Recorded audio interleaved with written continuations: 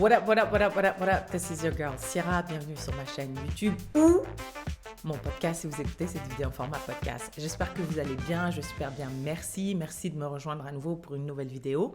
Aujourd'hui, j'aimerais vous parler du fait que j'ai totalement décidé d'arrêter le développement personnel.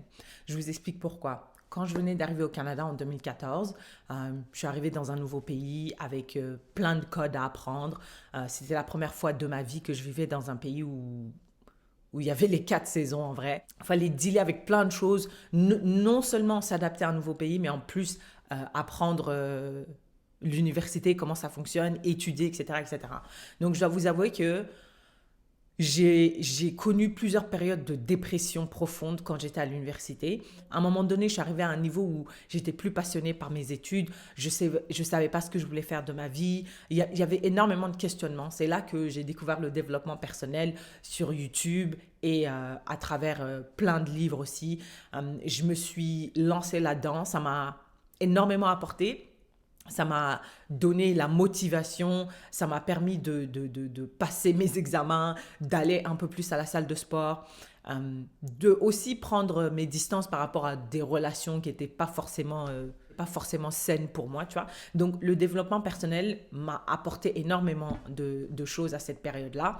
Je suivais les Tony Robbins, les David Goggins, il y a plein d'autres gens que je suivais, mainly white men, Grant Cardone.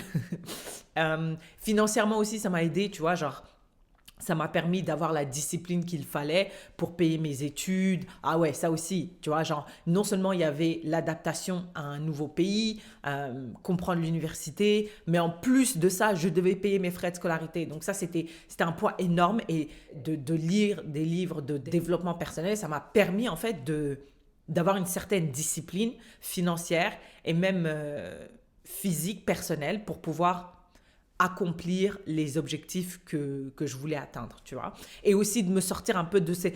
En fait, c'était un guide pour moi de sortir de ma dépression. Je ne sais pas si ça m'a forcément permis de savoir ce que je voulais faire dans la vie, parce que je ne sais toujours pas ce que je veux faire dans la vie. Pour moi, c'était comme un filet de secours, un guide pour tenir, ou en tout cas quelque chose qui m'a permis de hold on to it, vraiment m'agripper à ça, aux livres, aux vidéos, aux personnes, aux différentes personnalités que j'écoutais à l'époque, pour vraiment passer les 4 années et demie de l'université. Donc je suis sortie de l'université, je suis allée à Yellowknife, j'avais un super emploi, je suis dans le monde professionnel, j'ai un emploi à l'époque qui était hyper bien payé comparé à ce que d'autres emplois offraient au Québec. Franchement, j'étais bien, je suis allée à Yellowknife, bon, j'ai eu des hauts et des bas à Yellowknife, mais je dois dire que financièrement, j'étais très confortable. Donc, je me suis un peu éloignée. J'ai perdu un peu mes cours de développement personnel. Enfin, j'étais plus aussi impliquée parce que j'étais dans une situation financière. J'étais plus dans le trou, dans la dépression dans laquelle j'étais avant. J'étais plus dedans. Tu vois, je suis une personne active maintenant, une adulte. J'ai un vrai travail, j'ai un vrai salaire et tout. Et j'étais confortable. Petit à petit, en 4 ans, j'ai gravi les échelons à Yellowknife et je suis arrivée à un travail où j'étais ben c'est pas que j'avais la masse de thunes, mais franchement, j'avais de l'argent, tu vois. Avec le recul, j'ai compris que j'étais un peu dans une complaisance. J'étais vraiment content. Je commençais tout doucement, et franchement, j'ai vraiment honte de le dire, mais je commençais tout doucement à prendre les gens de haut un tout petit peu. Je commençais, tu vois. Maintenant, avec le recul, je réalise que j'avais l'impression d'être sur un nuage de confort, et je disais, oh man, like, would I date a bus driver? Est-ce que je sortirais avec un chauffeur de bus? Franchement, non, c'est pas ambitieux pour moi, non. Moi, j'ai besoin que ça matche, en fait, l'argent que je fais, j'ai besoin que mon partenaire matche ce que je fais. Et donc petit à petit, je commence à en avoir un petit peu assez de Yellowknife. Je décide de déménager ici à Yellowknife. Pas à Yellowknife, pardon. Je décide de déménager ici à Edmonton. Donc vous le savez, quand je suis arrivée à Edmonton, j'ai perdu mon travail très très rapidement. Et ça a été pour moi ma radicalisation. Perdre mon emploi m'a fait ouvrir les yeux sur plein de choses de la vie et sur comment je me sentais quand j'étais à Yellowknife. Et c'est là que j'ai compris qu'en fait, je commençais à avoir une espèce de condescendance envers les gens ou envers certains emplois ou certaines professions. Je pensais que j'allais gagner de l'argent comme ça toute ma vie, que j'allais avoir... en ne réalisant pas, en fait, que tu as un travail, ton argent dépend de ton travail. Et si tu n'as pas de travail, tu n'as pas d'argent, tu vois. Et j'ai compris ça après avoir perdu mon travail en venant ici. Et en n'ayant justement pas de soutien moral autour de moi, parce que j'étais seule ici à Edmonton, je connais personne, je connais toujours personne, by the way. I will never miss... je raterai jamais une occasion de rappeler aux gens que je n'ai pas d'amis ici. Mais bref, donc j'ai compris à travers tout ça que tout le développement personnel que j'ai fait, face à la réalité, face à la brutalité de la réalité, j'avais rien, j'avais plus aucun outil. Tout ça, ça s'est genre écroulé d'un coup. I couldn't go in, genre juste les entendre parler du grind, like go get your money, nanana. Je dis, wesh, j'ai pas d'emploi, I'm grinding, I'm searching for jobs every fucking day. Genre, le marché du travail est inaccessible. Et you're talking about grinding, waking up at 5 a.m. What are you talking? Genre, ça n'avait plus aucun sens. Ça n'avait aucun sens. J'ai compris qu'en fait, tout ce que j'absorbais, c'était juste de la théorie, de la théorie, de la théorie. Et il n'y avait pas vraiment d'outils pratiques, mais au-delà même de ça, il n'y avait pas un acknowledgement du fait que il y a des choses qui sont hors de ton contrôle. Genre, on s'en fout si tu as le meilleur mindset du monde et que tu veux vraiment aller out there et avoir le travail que tu veux. Si le marché du travail n'offre pas de travail ou si l'économie est down, tu vas pas trouver de travail, wesh. Tu peux te réveiller à 4 heures, 3h30, postuler, aller out there, entreprendre ou je sais pas quoi. Si l'économie ne va pas, tu n'auras pas d'argent, tu vois. C'est vrai qu'avant, je dirais que j'étais de gauche, mais là, je me suis radicalisée encore plus. J'ai réalisé en fait qu'il y a les milliardaires et les autres.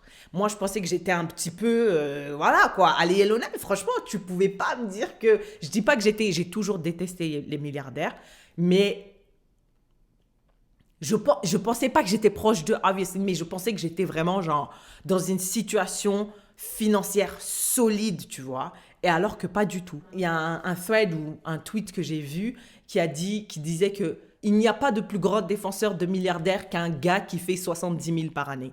J'avais l'impression d'être cette personne-là. Quand j'ai vu ce tweet, j'ai dit, ouf, j'ai jamais été défenseur de milliardaire, mais c'est vrai qu'à un moment donné, je pensais que j'étais dans la classe moyenne supérieure, tu vois. Durant ma recherche d'emploi, je pouvais même pas aller retrouver les gens qui m'ont aidé à l'université, tu vois. Parce que j'étais tellement pas dans le même état d'esprit, j'avais l'impression qu'ils étaient hors sol, qu'ils étaient totalement déconnectés des réalités, de ce qui se passait sur les terrains. Eux, ils disent grind, wake up, do this, do that. C'était hyper difficile. C'était hyper difficile de réussir à me motiver, de réussir à ne pas être découragée par tous les noms auxquels j'étais confrontée, tu vois. Et en plus de ça, je commençais à me sentir mal. Je me commençais à me sentir mal de me sentir mal. Parce que quand tu écoutes les vidéos de développement personnel ou quand tu lis les livres de développement personnel, ils disent que tout est dans la tête, tout est toujours dans ta tête et tout. Tu dois te lever and give your all every single day, give everything, don't sleep when you're dead. Vraiment, genre, il y a des gens que je suivais qui disaient « Ne dors pas, tu dormiras quand tu seras morte », tu vois. Et je me disais, putain, mais pourquoi est-ce que j'ai pas la motivation de me lever? C'est le 37e refus d'emploi que je me prends à la figure. Mais j'ai pas envie d'aller à la salle de sport. Je me sens mal de pas aller à la salle de sport. Je me sens mal de pas postuler, de voir un emploi et de me dire, putain, je suis sous-qualifiée, j'ai pas envie de postuler parce que je sais qu'ils vont pas me prendre, mais en même temps me sentir mal, de penser négativement, c'était vraiment genre, c'était horrible. J'ai passé 5 mois à chercher du travail et durant ces 5 mois-là, J'étais dans une précarité financière totale, mais en plus de ça, ma santé mentale était dans les toilettes. C'était pire qu'à l'université Laval quand je devais payer $8 000 toutes les 15 semaines. It was horrible. Donc j'ai trouvé un emploi et ma radicalisation ne s'est pas arrêtée là. J'ai dit, life, you got me. J'avais besoin de ce wake-up call. I'm up, ok? I'm woke. By the way, je déteste le fait que ils ont they co-opted our word. Bref, après cette période de chômage, j'ai réalisé qu'en fait, parce que pendant 5 mois, tu vois, j'étais dans une spirale un peu infernale. J'étais dépressive, mais en même temps, j'étais très reflective. Je regardais comment j'observais mon comportement, mes habitudes, mon état d'esprit. Et j'ai réalisé qu'en fait, tout ce que j'ai appris, la personne que je suis aujourd'hui, je ne l'ai pas appris dans des vidéos YouTube de développement personnel. Je ne l'ai pas appris dans des livres How to make friends and influence people. Je n'ai pas appris ça dans des podcasts de développement personnel. J'ai appris ça à travers mes expériences, en me faisant renvoyer, en perdant des amis, en perdant un podcast, en changeant d'environnement plusieurs fois. Tout ça, tout le growth, toute la croissance personnelle que j'ai eu depuis l'université à maintenant, c'est à travers les échecs de la vie. C'est pas à travers les livres. Donc moi, je suis arrivée à une conclusion très simple. C'est que tout ce que j'ai à apprendre de la vie m'apprendra. Je fais confiance à la vie, à l'univers, à Dieu, Allah, peu importe. Je fais confiance à cette entité-là de m'apprendre tout ce dont j'ai besoin d'apprendre. Tout ce que j'ai besoin d'apprendre, je pense que la vie, à un moment ou à un autre, va dire « Let me slap that bitch right up » parce que je pense qu'elle n'a pas bien compris certaines choses. Et la seule chose que moi, j'attends de moi-même, c'est de rester ouverte, rester curieuse et rester introspective. Maybe I'm gonna throw in there, rester humble. Rester humble. Tant que je garde ces 4 points-là en tête, je pense que j'ai pas besoin de développement personnel. Bien sûr, j'ai des objectifs comme tout le monde. Tu vois, je veux voyager, je veux découvrir le monde, je veux être financièrement stable, je veux deadlift 300 livres. Oui, j'ai des objectifs, ok, comme tout le monde. Mais je vais plus être dans ce cercle vicieux de grind. Et j'ai l'impression que c'est aussi very much rooted in capitalism, where genre c'est la croissance à tout prix, c'est le développement personnel. Il faut que chaque jour tu dois être 1% meilleur que le jour d'avant. Arrête-toi une seconde. Chaque jour tu dois être 1%. You have to be 1% better. How is that possible? On vit combien d'années? Je vais être 2000% mieux que quand je suis né. Ça n'a aucun sens. C'est pas possible que chaque jour ou chaque année, on soit sur cette ligne croissante. C'est pas comme ça la vie. La vie n'est pas comme ça. Et je vous jure que c'est dingue ce que je vais dire, mais je savais pas avant de perdre mon emploi en 2023. Dans ma tête, c'était toujours la croissance. Et la vie, c'est presque, ouais, c'est une courbe qui monte vers le haut jusqu'à ce que tu meurs ou tout finit, tu vois. Alors que c'est plein de... Tu vas perdre ton emploi, tu vas perdre tes économies, you're gonna file for bankruptcy, et après tu vas avoir une croissance exponentielle auquel tu ne t'attendais pas. Enfin, tout ça, en fait, toute cette nuance-là n'est pas capturée dans le développement personnel. C'est pour ça que moi, j'ai décidé de complètement arrêter parce que j'en ai marre. J'en ai marre de me sentir mal, de ne pas aller à la salle de sport 5 fois par semaine. Non, je vais à la salle de sport 3 fois par semaine. Et je profite à fond de mes jours de repos. Samedi et dimanche, tu ne me verras jamais à la salle de sport. A lot of people talk about active rest. Non, tu dois aller à la salle de sport, marcher sur le treadmill. Il faut pas... Samedi et dimanche, vous devriez voir mon application. Samedi et dimanche, je fais 150 pas par jour. Samedi, je fais 150, dimanche, je fais 102. Je reste sur mon canapé, je regarde ma série, je cuisine si je veux, j'en ai rien à foutre. Like, grinding. Du haut de mes 31 ans, j'ai réalisé que c'est pas fait pour moi. You got it. Et je dis pas que le développement personnel n'a pas sa place. Bien sûr, ça m'a aidé. Et à aucun moment, je suis en train de dire que c'est pas bien et qu'on devrait arrêter. Toutes ces chaînes, on devrait les supprimer. D'ailleurs, on pourrait même pas parce qu'ils sont tellement populaires. Mais je dis juste que moi, I outgrown it. Genre, je suis plus dans cette optique-là. Je veux pas avoir un corps de rêve, un corps de malade, 6 packs, 7 packs. Non, je veux avoir un corps sain. Je veux pouvoir danser, bouger, être là pour les moments importants de mes amis et de ma famille. Je veux plus me faire la masse de thunes. Non, je veux avoir de l'argent pour pouvoir vivre confortablement et aider les gens que j'aime et les causes qui me tiennent à cœur. C'est ça. Et si tu dis ça, genre les gens... Je me rappelle, si je disais ça à Sierra de 2016 ou 2017, elle va dire, ouais, you're thinking small, tu penses trop. Genre, il faut que tu dois expand your life, you're thinking, you have to push through the limiting belief. Non, je suis plus dans ça. La vie est tellement vaste, il y a tellement de choses à voir, à découvrir, à apprendre que it's the greatest teacher. Franchement, je veux pas être la meuf wou spirituelle, mais c'est vrai. It's true. Like, c'est vrai, la vie va t'apprendre tout ce dont tu as besoin d'apprendre, c'est tout. Genre, ça sert à rien que je me sente mal de pas avoir un corps de rêve, de pas avoir 700 000 dollars dans mon compte en banque, ou si un jour je me réveille tard, ou je me sens pas bien, je vais pas à la salle de sport 1 fois ou 2 fois, ou même pendant 3 semaines.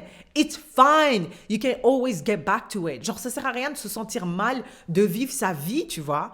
Genre, de se sentir mal, de se reposer aussi. De se reposer, je vous jure, il y a des moments où je me sens encore, jusqu'à maintenant, quand je fais rien, parfois je me dis, merde, mais est-ce que je devrais faire quelque chose? Ou encore pire, quand je suis sur les réseaux sociaux et que je vois la première femme noire milliardaire à seulement 21 ans, je dis, merde. J'ai 10 ans de plus qu'elle, qu'est-ce que je fais de ma vie, tu vois? Mais maintenant, comme je suis un peu plus grande, un peu plus mature, je sais justement prendre du recul, ou en tout cas me dire qu'on a tous notre cheminement, on a tous notre journey, mais I'm out of it. L'autre jour, j'ai fait moi-même des cookies, j'ai fait mes lasagnes. Je me sentais pas mal de manger des cookies, alors que, ouais, non, mais tu devrais manger plus de protéines, Syrah, si tu veux atteindre tes objectifs. I'm sorry, c'est la période de Noël, je voulais faire des cookies, j'ai fait moi-même mes cookies. Les cookies étaient remplis de beurre, bourrés de sucre, mais j'ai profité de ma soirée. J'ai mangé mes lasagnes, mon cookie, j'ai bu mon thé, j'ai laissé ma cuisine dégueulasse et j'allais dormir. Là, j'ai mon thé, j'ai mes cookies. This is the first one que j'ai défoncé. Après, le reste, la vaisselle... This is not my problem. I don't know who the fuck's problem is this, but this ain't me. I'm about to finish my tea and go to bed. I don't give a fuck anymore. I don't give a fuck. Si Dieu ou l'univers veut que je fasse la vaisselle après avoir cuisiné, il me le dira d'une façon ou d'une autre. Il me le chuchotera, il me donnera des signes, mais on m'a donné aucun signe, je suis allée dormir pépère. So there you go. J'ai arrêté le développement personnel pour vivre ma vie. Tout simplement, guilt free. Dites-moi ce que vous en pensez. Est-ce que vous êtes à fond dans le développement personnel toujours, ou comme moi, vous avez décidé de lâcher prise et de profiter de votre vie? I guess I'll see you in the next one.